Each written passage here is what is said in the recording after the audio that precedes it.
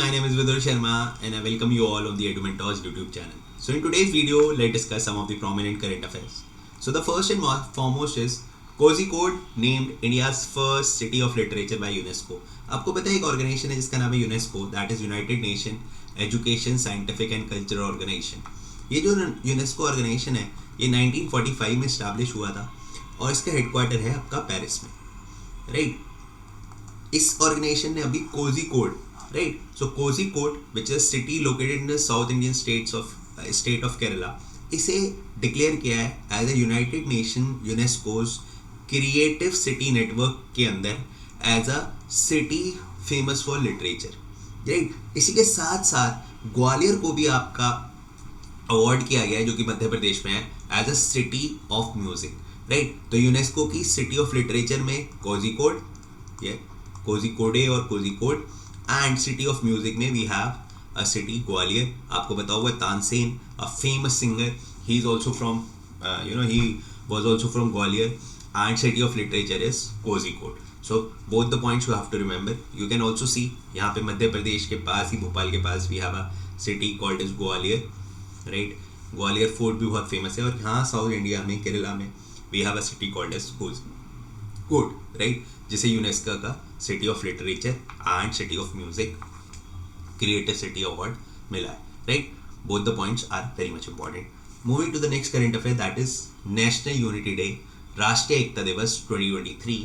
आपको पता है हर साल 31 अक्टूबर को हम सेलिब्रेट करते हैं नेशनल यूनिटी डे या राष्ट्रीय एकता दिवस. राष्ट्रीय एकता दिवस इसलिए बिकॉज इंडिया के जो आयरन मैन कहे जाते थे, iron man of India, right, India's first deputy PM and India's first home minister Sardar Vallabhbhai Patel, उनका बर्थडे होता है तो उस दिन को हम याद रखते हैं कैसे, नेशनल यूनिटी डे के नाम से. आपको ये भी पता होगा दैट स्टैचू ऑफ यूनिटी, जो कि वर्ल्ड का हाईएस्ट स्टैचू है, वो भी आपका यह गुजरात में एसोसिएटेड है, सिचुएटेड है near the river Narmada, right. This point also you have to remember. Sardar Vallabhbhai Patel के नाम के आगे सरदार वर्ड आया था after the famous satyagraha of Bardoli. तो बरडोली सत्याग्रह आपका होता है 1928 में, और बरडोली सत्याग्रह के बाद जो वहाँ की फीमेल्स थी, it was the peasant movement, peasant satyagraha, तो वहाँ की जो फीमेल्स थी उन्होंने सरदार पटेल को एक सरदार की उपाधि दी थी. तो वल्लभ भाई पटेल से ये बन गए थे सरदार वल्लभ भाई पटेल, राइट. और उसके बाद जब इंडिया इंडिपेंडेंट हुआ था तो प्रिंसली स्टेट्स के इंटीग्रेशन में इनका बहुत बड़ा कंट्रीब्यूशन था. इस वजह से ही got the name called as the iron man of India, right. So all these points are very much important. चलते हैं आगे. अभी मेसी, आपको पता है he won the 8th Ballon d'Or अवार्ड. It is basically the highest football award. तो हर साल ये अवार्ड दिया जाता है, राइट. तो इस साल का मेल कैटेगरी में जीता है अर्जेंटीना के प्लेयर आपका लियोनेल मेसी ने. एंड जो फीमेल कैटेगरी में अवार्ड जीता है, स्पेन की player Aitana Bonmati, right. She is from Spain. तो she won in the female category as the best footballer of the year, and Lionel Messi as a best male footballer of the year. And Lionel Messi has surpasses the Cristiano Ronaldo also. Cristiano Ronaldo ने से ज़्यादा बार, यानी कि इन्होंने 8 time ये award जीता है, right. This point you have to remember. This is famous player Argentina's Lionel Messi. And also you have to remember in 2022 जो आपका फीफा वर्ल्ड कप हुआ था, है ना, उसमें भी आपका जो कतर ने होस्ट किया था, इसे भी किसने जीता था, अर्जेंटीना ने डिफीट करा था किसे, फ्रांस को, right. So all these point are very much important. चलते हैं आगे.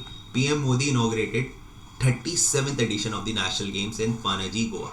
अभी आपको पता है 37th नेशनल गेम्स इनॉग्रेट हुए हैं कहाँ पर, पणजी, गोवा में. This point you have to remember. जो 36th नेशनल गेम्स हुए थे उसे होस्ट किया था गुजरात ने, राइट. 37th को होस्ट कर रहा है कौन, गोवा, ठीक है. As a symbol of Goa culture and identity, Goa के जो चीफ मिनिस्टर हैं उन्होंने पीएम मोदी को फैसिलिटेट किया किससे, कुनबी शॉल से. तो Kunbi shawl is also associated with Goa, you have to remember. You can see, the logo of this national game, Get Set Goa 2023. Also, you have to remember Goa जो है is one of the smallest state area wise. अगर मैं national games की बात करूँ तो इन्हें Indian Olympics भी बोलते हैं, right. It is also called as Indian Olympics. और जो फर्स्ट नेशनल गेम्स हुए थे वो हुए थे 1924 में. उस टाइम पे इंडियन ओलंपिक के नाम से इसे ब्रिटिश इंडिया में हुए थे, ठीक है. फिर भारत आज़ाद हुआ, तब से हमने इसे नेशनल गेम्स का नाम दिया. जनरली हर 4 साल बाद होते हैं, पर अभी बीच में क्या हुआ था कि कोरोना की वजह से हो नहीं पाए, तो इसलिए बैक टू बैक हो रहे हैं, right. So this point you have to remember.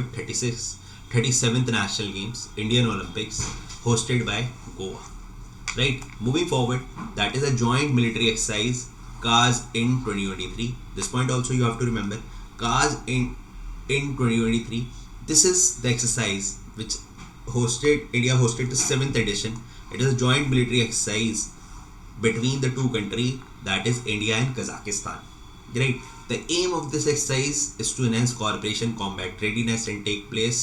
And this year, that is in 2023, it takes place in the country called as Kazakhstan. Right. Kazakhstan central Asia में अगर मैं बात करूँ तो ये ऐसी कंट्री जिसमें सबसे ज़्यादा यूरेनियम डिपॉजिट है ना. सेंट्रल एशिया में जैसे उज्बेकिस्तान है, कजाकिस्तान है, ये सब आपको पता है पहले यूएसएसआर का पार्ट होते थे.